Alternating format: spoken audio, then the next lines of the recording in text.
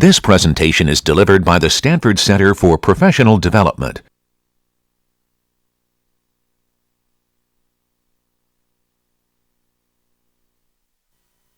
Hey, well, welcome. We got a couple parents who have braved the other activities of Parents Weekend to come here, so thank you for coming to see what it is that we do here in CS106B.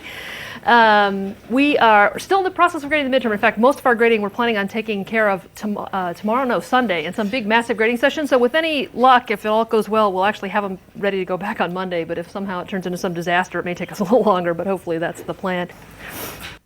So I'm going to finish up a couple slides from last time, and then I'm going to mostly go on to do some code with you together.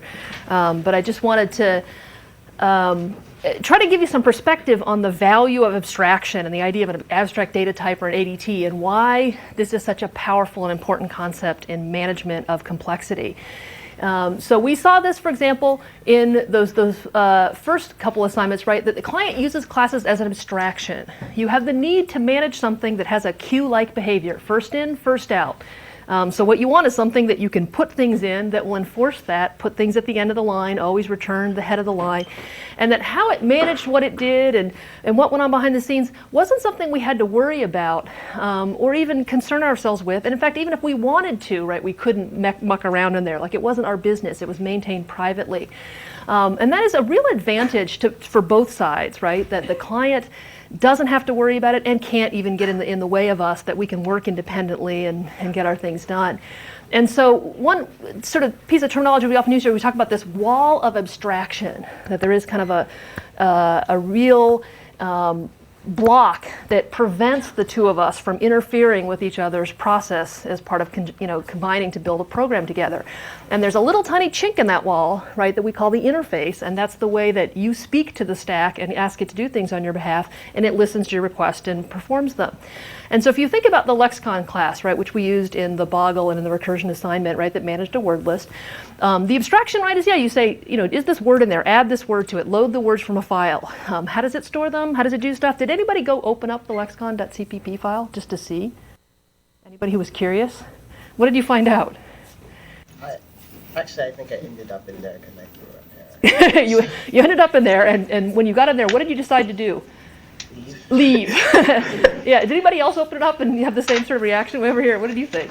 Yeah, I didn't really understand. Yeah, what did you think? It was a mess. It was a mess. Who wrote that code? My God, she should be fired. It's scary. It does something kind of scary. We'll talk about it actually at the end. We'll come back to it because I think it's actually a really neat class to study. But in fact, like, you open it up and you're like, I don't want to be here. I want to use a word list. Let me close this file and let me go back to word list. Add word, contains word. Okay. And you're happy about that, right? It does something very complex that turns out to be very efficient and optimized for the task at hand. But back to Boggle, you don't want to be worrying about that. You got other things on your plate, and that's a fine place to just poke your nose right back out of. So if you haven't had a chance, go look at it, because we will talk about it later. But the person who wrote it, was a crummy commenter. I'm just saying that they would definitely not be getting a check plus on style. So I drew this little picture. It's like this wall, right? So when you made a lexicon, you say, oh, I want a lexicon. Add this word, add that word. Does it contain this word? And that there is this big wall, and you can think of what's on the inside as a black box. The black box is the microwave, right, that you push buttons and food gets hot. How does it really work? Who knows? You don't open up the back, you don't dig around in it. And this little chink here, right, is that's the interface. And lexicon provides a very small interface, if you remember, adding the words, checking contains, word and prefix, right, reading the words from a file, really not much else beyond that. And then now what we're starting to think about is like, well, what's this other side look like? What goes on over here? Is that there is this implementer, right, who does know the internal structure, who does know what shenanigans are being pulled on that inside, who does have access to that private data, and who, upon request, when you ask it to add a word or look up a word or look up a prefix, internally trolls through that private information and returns information back to the client, having mucked around in those internals. So when you say add a word, maybe what it's got is some array with a count of how many words are used, and it sticks it in the next slot of the array and updates its counter. We don't know what it does, but it's not really our business as the client, but the implementer, right, has kind of the full picture of that. And then over here on this side, if the client attempts to do the kind of things that are really implementer specific, it tries to access directly the num words and the words array to go in and say, yeah, I'd like to put pig in the array. How about I do this, right? How about I change the number of words? Or how about I stick it in the slot at the beginning and overwrite whatever is there? That an attempt to do this, right, should fail. Right? Should not compile because these fields that are part of the lexicon should have been declared private to begin with, to make sure that that wall is maintained. Everything that's private is like over here on this side of the wall, inaccessible right outside of that. And so why do we think this is important? Of all the ideas that come away from 106B, I think this is one of the top 3, right, is this idea of abstraction, right? We actually even call the whole class programming abstractions because that the advantage, right, of using this as a strategy for solving and larger and more complicated problems, right, is that you can divide up your tasks, that you can say this is an abstraction like a word list and kind of have it be as fancy as it needs to be behind the scenes, but very easy to use from the outside. So that makes it easy for me to write some piece and give it to you in a form that's easy for you to incorporate. We can work on our things without stepping on each other. As you get to larger and larger projects beyond this class, right, you'll need ways of making it so 3 people can work together without stepping on each other's toes the whole time. And classes provide a really good way of managing those boundaries to keep each other out of each other's hair. And there's a lot of flexibility that's given to us by this, and we're going to see this actually as we go forward, that we can talk about what a vector is. It keeps things in index order, or a stack is. It does LIFO. But there is no guarantee there about how it internally is implemented, no guarantee expressed or implied. And that actually gives you a lot of flexibility as the implementer. You can decide to do it one way today, and if upon later learning about some other new technique or some way to save memory or time, you can swap it out, replace an implementation with something better, and all the code that depends on it, right, shouldn't require any changes. That suddenly AdWord just runs twice as fast or 10 times as fast would be something everybody could appreciate without having to do anything in their own code to take advantage of that. So these are good things to know. So what I'm going to do actually today is I'm going to just stop doing slides because I'm sick of doing slides. We do way too many slides. I'm bored with slides. And what I'm going to do is I'm going to actually go through the process of developing vector from just the ground up. So my plan here is to say our goal is to make the vector abstraction real. So to get dirty, get behind the scenes and say, we know what vector is. It acts like an array. It has these indexed slots. It's this linear collection. It lets you put things anywhere you like in the vector. We're going to go through the process of making that whole thing. And I'm going to start with a simple form that actually is not templatized, and then I'm going to change it to one that is templatized. So we're going to see kind of the whole process from start to end. So all I have are empty files right now. I have myvector.h and myvector.cpp that really have sort of nothing other than sort of boilerplate stuff in them. So let me look at myvector.h to start with. So I'm going to call this class myvector so that it doesn't confuse with the existing vector class, so that we have that name there. And I'm going to start by just putting in the simple parts of the interface, and then we'll see how many other things we have time to kind of add into it. But I'm going to get the kind of basic skeletal functions down and show how they get implemented, and then we'll see what else we'll try. So having the size is probably pretty important, being able to say, well, how many things have I put in there, get that back out. Being able to add an element. And I'm going to assume that right now the vector is going to hold just strings. Certainly that's not what we're going to want in the long run, but I'm just going to pick something for now so that we have something to practice with. And then I'm going to have the getAt, which given an index will return something. Okay, so I think these are the only ones I'm going to have in the first version. And then the other ones, you remember there's like a remove at, there's an insert at, there's a overloaded bracket operator, things like that I'm not going to show right away. Question? Oh, yeah. This is actually, kind of just standard boilerplate for C or C++ header files, and you'll see this again and again and again. I should really have pointed this out at some point along the way, is that the compiler does not like to see 2 definitions of the same thing ever. Even if those definitions exactly match, it just gets its total, knickers in a twist about having seen a class myvector and another class myvector. And so if you include the header file myvector one place and you include it some other place, it's going to end up thinking there's 2 myvectors classes out there, and it's going to have a problem. So this little bit of boilerplate is to tell the compiler, if you haven't already seen this header, now's the time to go in there. So this if-end-def says if not defined, and then the name there is something I made up, some symbol name that's unique to this file. Then I say define that symbol. So that's like saying I've seen it. And then down here at the very bottom there's an end-if that matches it. And so in the case where we have, this is the first time we've seen the file, it'll say if not define the symbol, it's not. It'll say define that symbol, see all this stuff, and then the end-if. The second time it gets here, it'll say if not define that symbol, say that symbol's already defined, so it'll skip down to the end-if, and so every subsequent attempt to look at my vector will be passed over. If you don't have it, you'll get a lot of errors about I've seen this thing before, and it looks like the one I saw before, but I don't like it. Smells suspicious to me. So that is sort of standard boilerplate for any header file, is to have this multiple include protection on it. Anything else you want to ask about the way in the back? Why would it look at it multiple times? Well, because sometimes you include it in something else. For example, think about genlib. Like, I might include genlib, but then I include something else that includes genlib. So there's these ways that you can accidentally get it in there more than once, right? Just because some other things depend on it, and the next thing you know. So it's better to just have the header file never complain about that, never let that happen, than to make it somebody else's responsibility to make sure it never happened through the includes. So I've got 5 member functions here that I'm going to have to implement. And now I need to think about what the private data this guy is going to look like. So now we are the low-level implementer. We're not building on anything else right now because my vector is kind of the bottommost piece of things here. We've got nothing out there except for the raw array to do the job for us. So typically the most compatible mechanism to map something like vector onto is the array. It does contiguous memory. It allows you to do direct access to things by index. And so that's where we're going to start. And we'll come back and talk about that, whether that's the only option we have here. But what I'm going to put in here is a pointer to a string, or in this case, it's going to be a pointer to a string array. So in C++, those both look the same. This says ARR is a single pointer that points to a string in memory, which in our situation is actually going to be a whole sequence of strings in memory, kind of one after another. The array has no knowledge of its length, so we're going to build it using new and things like that. It will not know how big it is. It will be our job, right, to manually track that. So I'm going to go ahead and have 2 fields to go with it, and I'm going to show you why I have 2 in a minute. But instead of having just a single length field that says the array is this long, I'm actually going to track 2 integers on it. Because likely the thing I'm going to do with the array is I'm going to allocate it to a certain size and then kind of fill it up. And then when it gets totally filled, then I'm going to do a process of resizing it and enlarging it. And so at any given point, right, there may be a little bit of excess capacity, a little slack in the system. So we might start by making it 10 long and then fill it up. And then as we get to size 10, make it 20 or something like that.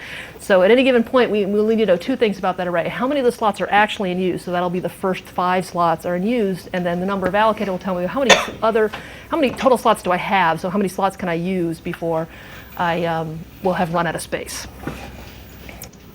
Both of those. OK. So there's my interface. So these things all public because anybody can use them. These things private because they're going to be part of my implementation. I don't want anybody messing with those or directly accessing them at all. So I put them down there. All right, now I go to myvector.cpp. So it includes myvector.h so that it already has seen the class interface, so it knows what we're talking about when we start trying to implement methods on the myvector class. And I'm going to start with myvector's constructor. And the goal of the constructor will be to set up the instance variables of this object into a state that makes sense. So what I'm going to choose to do is allocate my array to some size. I'm going to pick 10. So I'm going to say I want space for 10 strings. I want to record that I made space for 10 strings, so I know that the allocated, the size of my array right now is 10, and the number used is 0. So that means that when someone makes a call, like a declaration that says my vector v. So if I'm back over here in my main, say my vector v, that the process of constructing that vector v will cause the constructor to get called, will cause a 10-member string element array to get allocated out in the heap that's pointed to by ARR, and then it will set those 2 integers to know that there's 10 of them and 0 of them are used. So just kind of all as part of the machinery of declaring, right, the constructor is just wired into that so we get set up, ready to go with some empty space set aside. So to go with that, I'm going to go ahead and add the destructor right alongside of it, which is I need to be in charge of cleaning up my dynamic allocation. I allocated that with the new bracket, right? The new that allocates out in the heap that uses the bracket form has a matching delete bracket that says delete a whole array's worth of data. So not just one string out there, but a whole sequence of them. We don't have to tell it the size. It actually does. As much as I said it doesn't know its size, well, somewhere in the internals it does know the size, right? But it never exposes it to us. So in fact, when I say delete bracket array, it knows how much space is there to clean up. Are we just temporarily setting it up so that vector only works on strings? Yes, we are. Okay. Yes, we're going to come back and fix that, but I think it's easier maybe to see it one time on a fixed type and then say, well, what happens when you go to template? What things change? And we'll see all the places that we have to make modifications.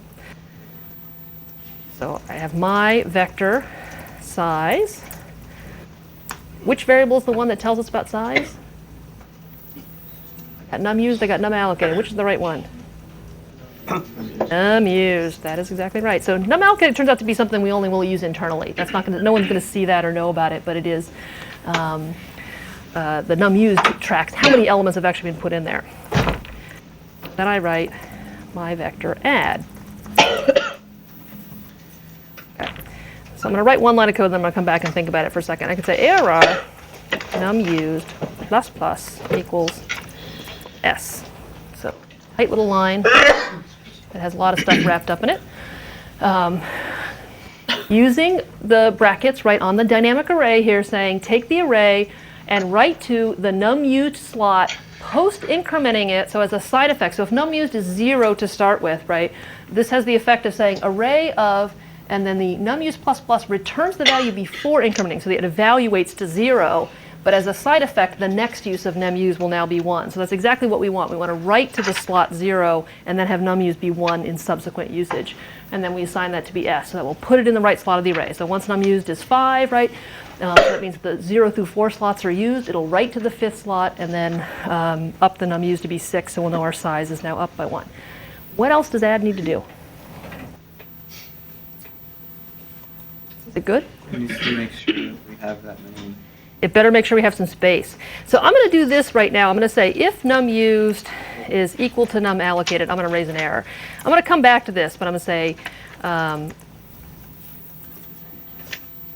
for this first pass, we're going to make it so it just doesn't grow. It picked some arbitrary size, it got that big, and then it ran out of space. Question? So for the vector 0, the first time it gets called, it's actually going to be placed in index 1 of the array? So it's placed in index 0. So num used plus plus, any variable plus plus returns evaluates to the value before it increments, and then as a side effect, kind of in the next step, right, it will update the value. So there is a difference between the plus plus num used, the num plus plus form. Sometimes it's a little bit of an obscure detail we don't spend a lot of time on, but plus plus num says first increment it and then tell me what the newly incremented value is. Num plus plus says tell me what the value is right now, and then as a side effect increment it for later use. So the num used gets changed in that? It does get changed in that expression, but the expression happens to evaluate to the value before it did that change. Question?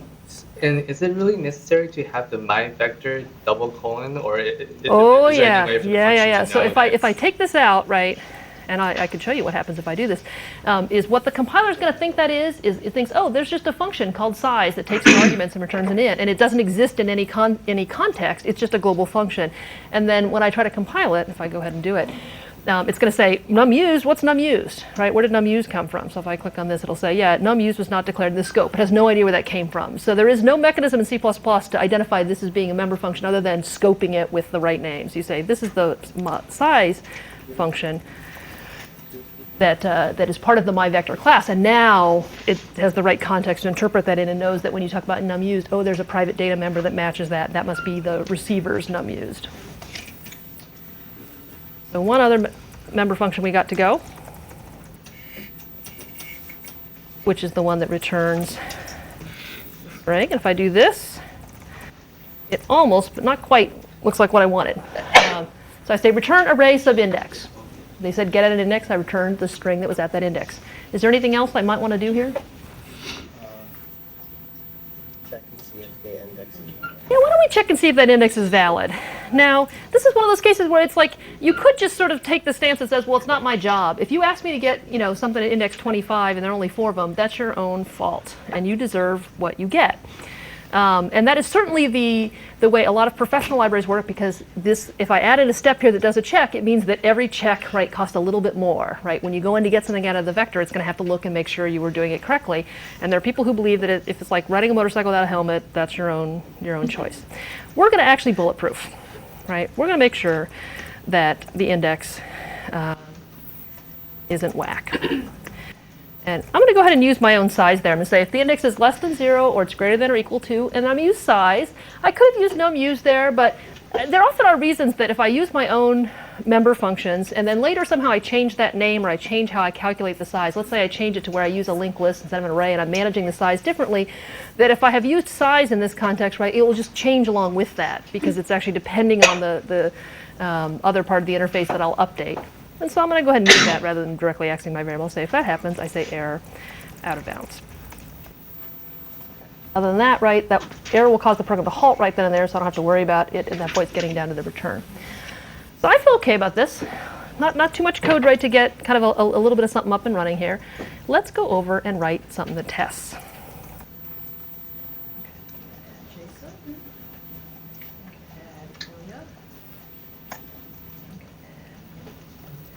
Okay, so I put some things in there, and I'm going to see if it'll let me get them back out.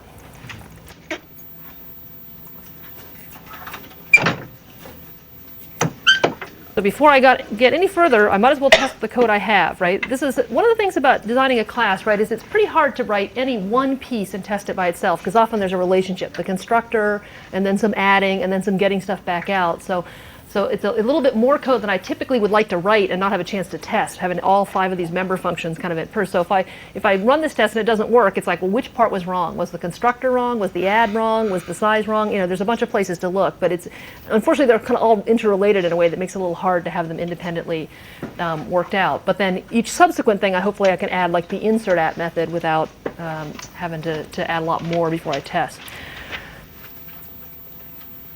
Okay, so I run this guy and it says Jason, Ilya, Nathan. I feel good. I feel smart. Put them in that order. Seem to get them out in that order. Why don't I try some things that I'm hoping will cause my thing to blow up? Why don't I get at 10? To see. I'd like to be sure. I say, okay, why don't you tell me what's at the 10th slot in that vector? And it says, oh, out of bounds, just like I was hoping for. Oh, I like to see that, right? What happens if I put in enough strings that I run out of memory? We talked about the thing is actually set to be 10 right now. Why don't I just make it smaller? That way it'll make it even easier for me. So I say, oh, how about this? I'm only going to make space for 2 things. Error out of space, right? That happened before it got to printing anything. It tried to add the first one, it added the second one, then it went to add that third one, right? It said, oh, okay, we've run out of space. We only had space for 2 set aside. You asked me to put a third in, I had no room.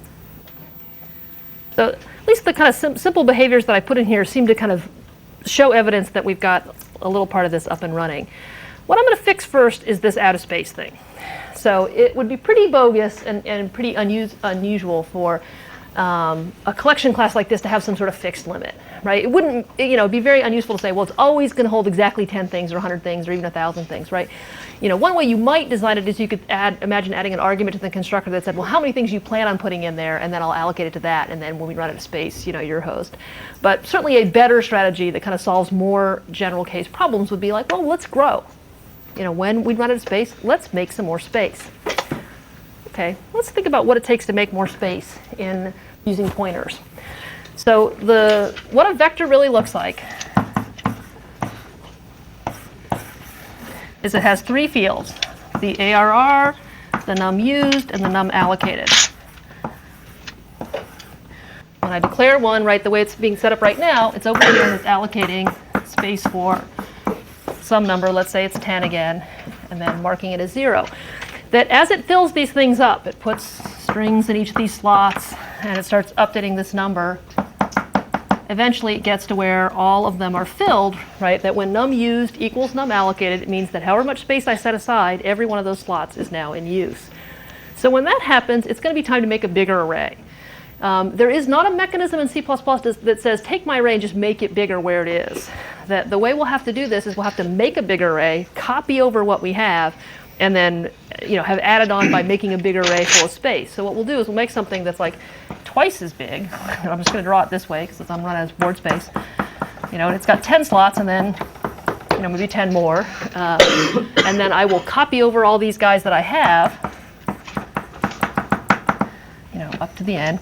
And then I have these new spaces at the end. And so I will have to reset my pointer to point to there. Update my num allocated, let's say, to be twice as big or something, and then delete this old region that I'm no longer using. So we're going to see an allocate, a copy, a delete, and then kind of resetting our fields to know what we just did. So I'm going to make a private helper to do all this. And I'll just call that enlarge capacity here. Question? Is this like a costly process? Well, it can be, is the truth. So you're getting a little bit ahead of us, but in the sense that, like, you know, if the array has 1,000 elements, right, and now we've got to put that 1,000 first thing in, right, it's going to take all 1,000 and copy them over, right, and enlarge the space. So in effect, what is typically an O of 1 operation, just tacking something on the end, every now and then, right, is going to take a whole hit of an end operation when it does the copy. But one way to think about that is every now and then it's really expensive, but kind of if you think of it across the whole space, that you got, let's say you started at 1,000, right, and then you doubled to 2,000, that the first 1,000 never paid that cost, and then all of a sudden one of them paid it, but then now you don't pay it again for another 1,000, that if you kind of divided that cost, sort of amortized it across all those ads, that it didn't change the overall constant running time. So you kind of think of it maybe in the big picture. It does mean every now and then, though, one of them is going to surprise you with how slow it is, but hopefully that's few and far between if we've chosen our allocation strategy well. So I'm going to say, actually I'm going to do this, I'm going to call this thing actually double capacity. So one strategy that often is used is you could grow in little chunks. You could grow like 10 at a time all the time. But if the array is going to get very big, going by tens will take you a lot of times. You might sort of use, in some sense, the indication of, well, how big is it already? Then if that's about the size it seems to be, why don't we go ahead and just double? So if we start at 10, you know, and then we go to 20, then we go to 40, then we go to 80, that as we get to bigger sizes, we'll make the kind of assumption that, well, given how big it is already, wouldn't surprise us if it got a lot bigger, so let's just go ahead and allocate twice what we have as a way of kind of predicting that it's pretty big now, it might get even bigger in the future. That isn't necessarily the only strategy we could use, but it's one that actually often makes pretty decent sense. And then at any given point, you'll know that the vector will be somewhere between full and half capacity is what you're setting up for. So let's do this. Oops, it's not its. String bigger equals, and I make a new string array that is num allocated times 2. So twice as big as the one we have. And now I go through and I copy.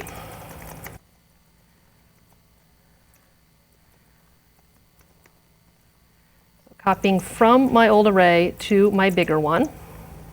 All of num used. In this case, num used and num allocated are exactly the same thing. So, and then I'm going to reset my fields as needed. I'm going to delete my old array because I'm now done with it. Set my pointer to this, right? So that's doing pointer assignment only, right? So I deleted the old space, I've copied everything I needed out of it. I'm now resetting my pointer to the bigger one, and then I'm setting my num allocated to be twice as big. Num used doesn't change. Okay, so went through the process of building all these things, and as noted, right, that is going to cost us, right, something linear in the number of elements that we currently have.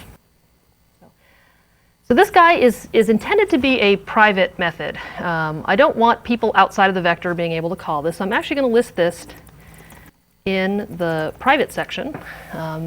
It's not as common that you'll see member functions listed down here, but in this case it's appropriate for something that you plan to use internally as a helper, but you don't want anybody outside to just be calling double capacity when they feel like it. Question? So normally, there's an array, so you couldn't actually declare its size like that, though, right, with a variable? I don't understand the question. Try that again. So, in this case, to enlarge it, you use a variable for the size of the array.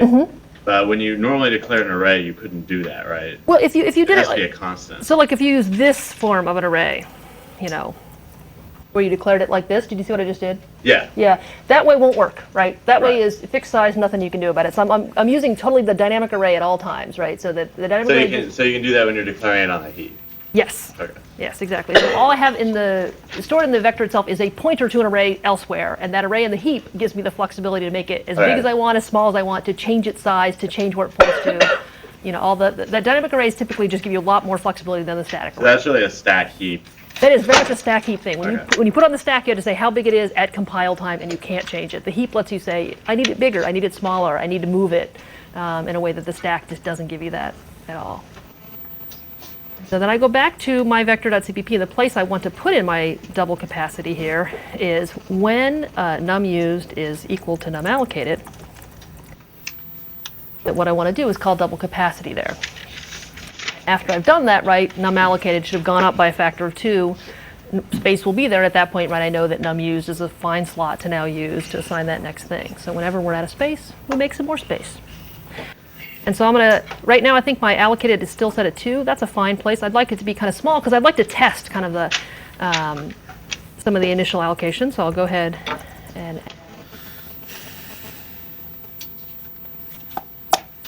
couple more people so I can see that I know that at that point if I've gotten to 5, I'm going to have doubled once and then again, right, to get there. And I'll take out my error case here to see that I've managed to allocate and move stuff around. Got my 5 names back out without running into some craziness. So that makes me feel good about what I've got going there.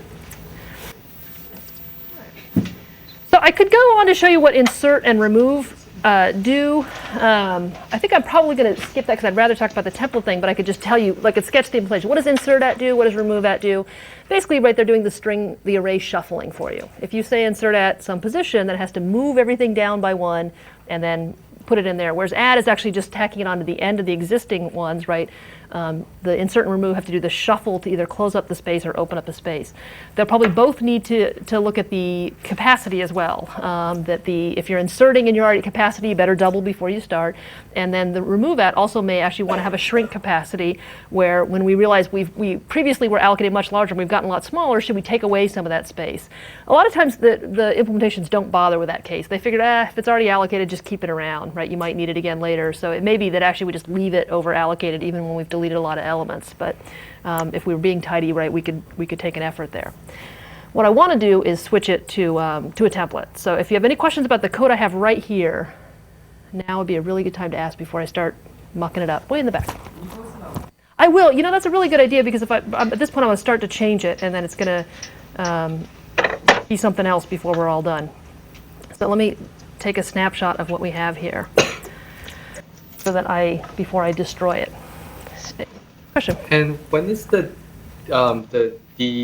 constructor get called? Okay. So the destructor gets called in the most. There are 2 cases it gets called. One is when the constructor gets called when you declare it, right? And then the destructor gets called when it goes out of scope. So at the opening brace of the block where you declared it in, right, is when the constructor is happening. And then when you leave that. So in the case of this program, it's just at the end of main. But if it were in some called function or in the body of a for loop or something, it would get called when you entered the loop and then called as destroyed as it left. For things that were allocated out of the heap, so if I had a myVector, new myVector, it would be explicitly when I called delete that thing when I was done with it.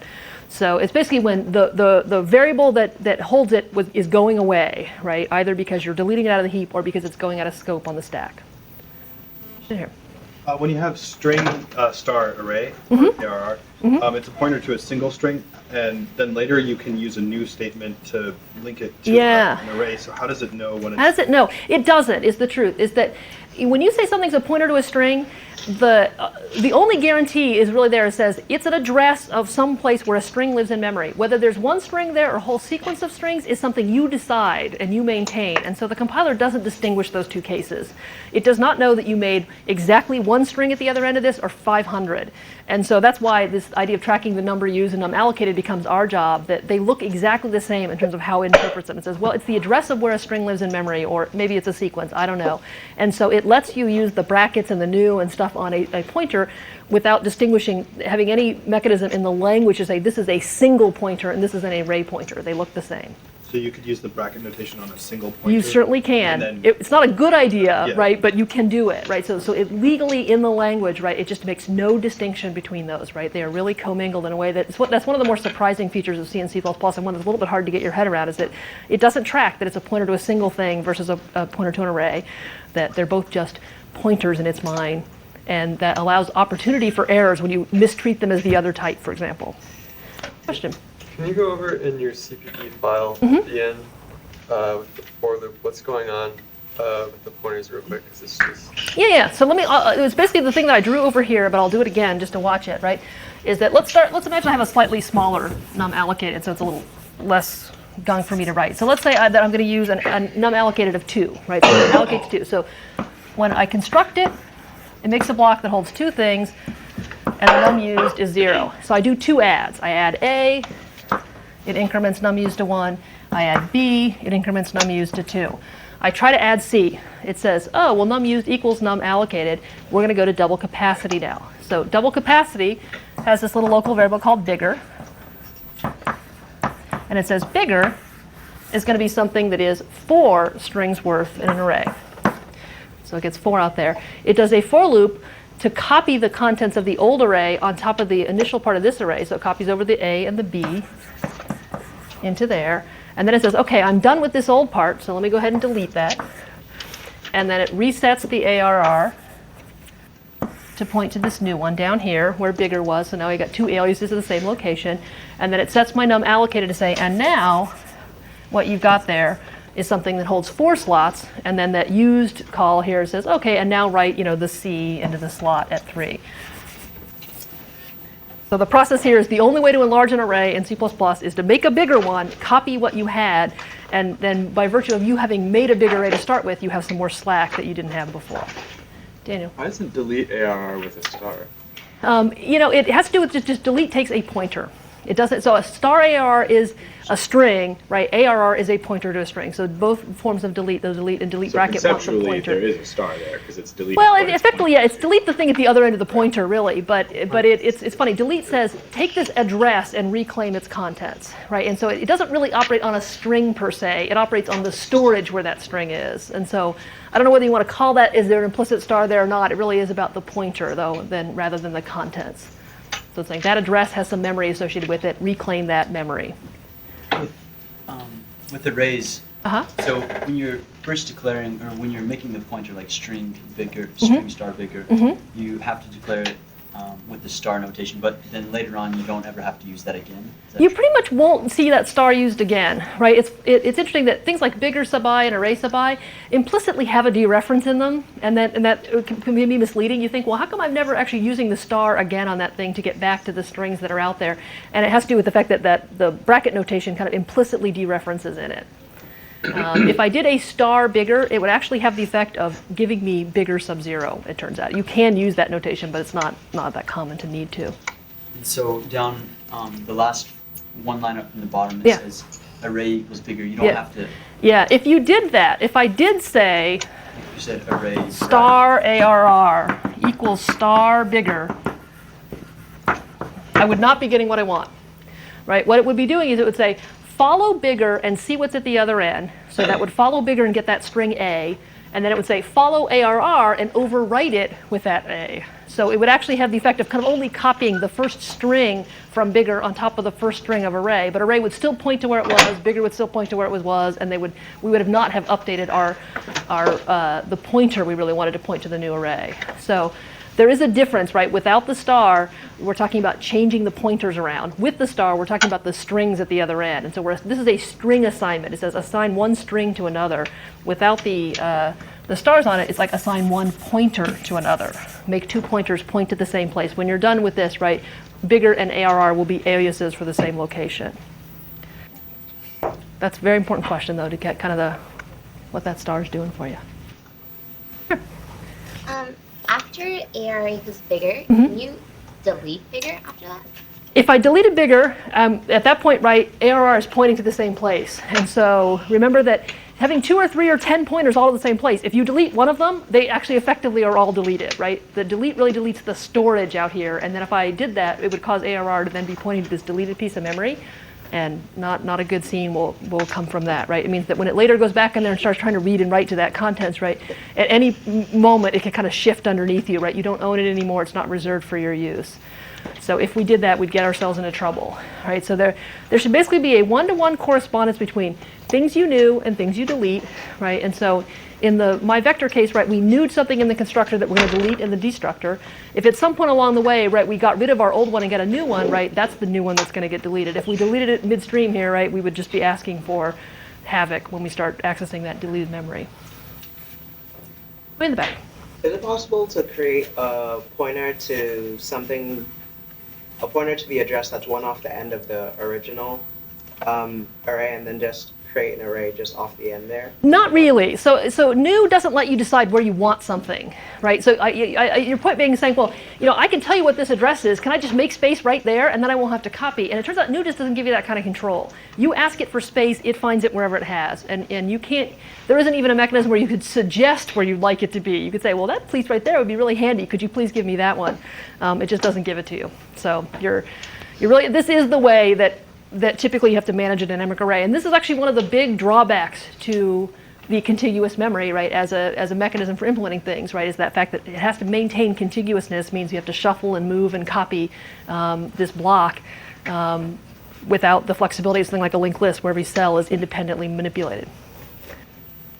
In the back. What happens if we replace the delete brackets ARR as delete just ARR?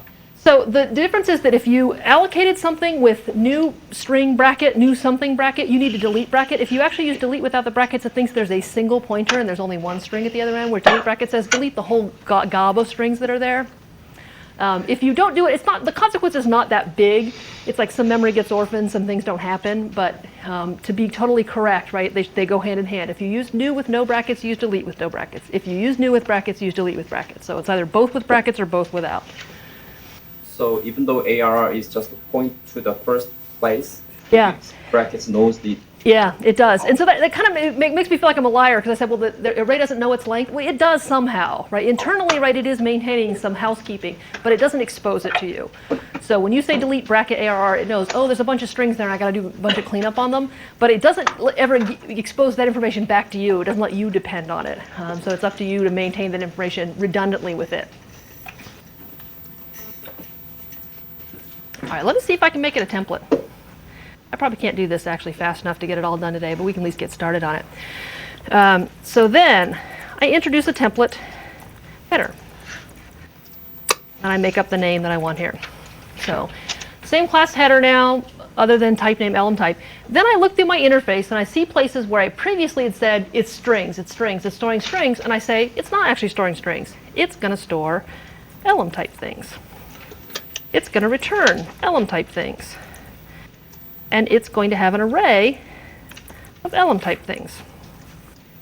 Okay, so I think that's everything that happened to the interface. Let me see if I see any other places that I've... So the interface part is kind of small. There's one other change I'm going to have to make to it, but I'm going to come back to it. I'm going to look at the code on the other side for a second. I said, okay, well, that wasn't so bad. Now, it turns out that it gets a little bit goopier over here, because that template type name has to go on every one of these.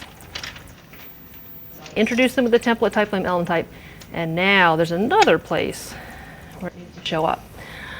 So the full syntax for this is now saying this is a template function depending on element type, and it's actually for the myVector who is being we're writing the myVector constructor for something whose name is myVector angle bracket element type.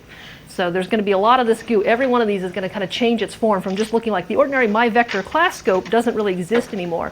MyVector is now a template for which there's a lot of different class scopes, one for each kind of thing being stored. So myVector of int is different than myVector of string. So we say, well, if you were building the myVector constructor for myVector string, it looks like this, right? Or, having filled in element type with those things. So everywhere I was using string, right, I'm going to change to element type in the body as well. And then I have to kind of take this guy and use it in a bunch of places. I'm going to use it here. And then I'm going to have to do it down here. On that side. Do it here. It's going to return something with element type. Here. It's a little bit of a mess to do this, right? And the code definitely gets a little bit goopier as a result of this. It doesn't look quite as pretty as it did when it wasn't a template. But it becomes a lot more useful. Okay. So then I need to look for places that I used string, and every place where I was using string, assuming that's what I was storing, it now actually turns into element type. So my pointers and the kind of array I'm allocating is actually now made into element type. The rest of the code actually didn't say anything specific about what it's doing, just copying things from one array to another. And now, depending on what the arrays are, it's copying ints or strings or doubles.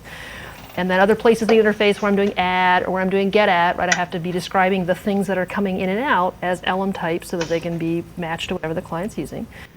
The rest of it looks okay. Why do you have to write template type name element type above every? Because you just have to, because it's C++. Because the thing is, that piece of code is itself a template, right? So these are like little mini templates. So I had the interface which said, here's the template pattern for the interface. And each of these says, when you're ready to make the size member function for a vector of int, it comes off this template. So this template describes what the size member function looks like for any of the my vectors you might instantiate. And it's described as a template because, in fact, we need to build a new size for ints versus doubles versus strings. It's even funny because you think of my size, like, well, size doesn't even use anything related to the elem type. But in fact, right, each of the member functions is kind of specific. It's not just a my vector size, it's the my vector int size, the my vector string size. And that for some of the member functions, it's quite obvious why you needed distinct copies. Get at, right, returns an int in some cases and a double in others. But even the ones that don't appear to have any dependence on the elem type actually are separated into their own individual versions. So I think I got all of that fixed, and then I'm going to have to do one thing that's going to seem really quirky, and it is very quirky, but it is C++. Let me show you what I'm going to do. Is I'm going to take my vector out of the project. Say stop compiling that, and I'm going to change how it is that my vector gets compiled by doing this. Okay. Take a deep breath. This is really just an oddity of C++. So the situation is this, that templates aren't really compiled ahead of time. Templates are just patterns. You know, they like describe a recipe for how you would build a myVector class. But you can't just compile myVector and be done with it, because until the client uses it, you don't know what kind of myVectors you're building. Are they myVectors of ints or strings or student structures? So it turns out that the myVector really needs to get compiled at the usage, at the instantiation. When you're ready to make a myVector of students, it then needs to see all the code for myVector so it can go build you a myVector for students kind of on the fly. In order to see that code, it actually has to be present in a different way than most code. Most code is compiled, it's in a .cpp, and it just gets compiled once and once for all, like the random library. Random integer doesn't change for anybody's usage. There's a random.cpp, it compiled the function, you're done. So the template code does not get compiled ahead of time. It doesn't get listed in the project. What happens is the .h typically has not only the interface, but actually all the code. And so the two ways to get the code in here, one way is I could have just put all the code down here. And that's the way a lot of professional code gets written. It has the interface followed by all the template code right after it. I like to keep us thinking about the interface and the implementation being separate. So I'm actually taking the interface and keeping it in the .h, keeping the implementation over here in a .cpp, and then I'm using the pound include mechanism in a very unusual way that almost never would you want to, in a regular usage, to pound include another .cpp file. For templates, we're making an exception, and we're saying, well, in this case, because I really need that code there, the pound include mechanism is basically saying, go take the contents of this thing and just dump it in here. It really is an include mechanism. It says, go get this file and take its text contents and dump it right into this file, so that when somebody's trying to import the myVector.h, they're getting both the interface plus all the code that will generate a pattern from. So this is definitely just a quirk. There's no consistency between how other languages that do stuff like this expect this, right? This is just unique to C++ and its compilation mechanisms that require this kind of sort of slight, variation in handling. So we'll see this for all the templates we'll use, is that they will not be included as normal CPP files. They will get included in the .h, and there is this exact pattern which is reproduced for every one of the ones in the text. You'll see it on stack and queue and vector. That becomes the kind of boilerplate we'll use when making a template. So in general, I'd say be very wary of anything that looks like this. This is not a normal thing to do, and we're doing it just specifically to kind of keep up the illusion that the interface and the implementation are kept separate, because there's actually some good thinking that comes from that. But the way the compiler sees it, right, it doesn't want them to be separate, and so we have to accommodate it with this little hack, let's say here. So once I've done that, I go back to lecture. If I change this to be myVector string, I'm hoping that everything will still work, which it did, kind of amazingly. Daniel? So where does the myvector.cpp file? So it's actually just living in the same directory with this, the way myvector.h is. So typically, like your .h files are just sitting in the same directory. The .tpp is sitting in the same directory. That's where it's going to look for it when it goes pound including is in the kind of local contents. But like, where is that? Like, is that in resources? No, it's just if you look, this is the directory I have. This is the contents of my, all my files, my project file. This is where the thing gets dumped. It's just sitting right there with all the code. And then I should be able to change this now to put some numbers in and have it do both. Just did it with strings, and I'm going to do it with ints, and voila, right, we now have something that holds ints. And so certain amount of goo, right, that went from the simple form to the template form, but a lot of power gained, right? Suddenly we took this thing that was one purpose, right, that held strings only, and you just made it to where it can hold anything you can think of to stick in there by making little machinations in the syntax there. So we'll see a lot more of this. It's not the first nor the last syntax that for templates that we're going to be playing with, but that will be next week in the cafe with me if you got some time. Otherwise, I will see you on Monday.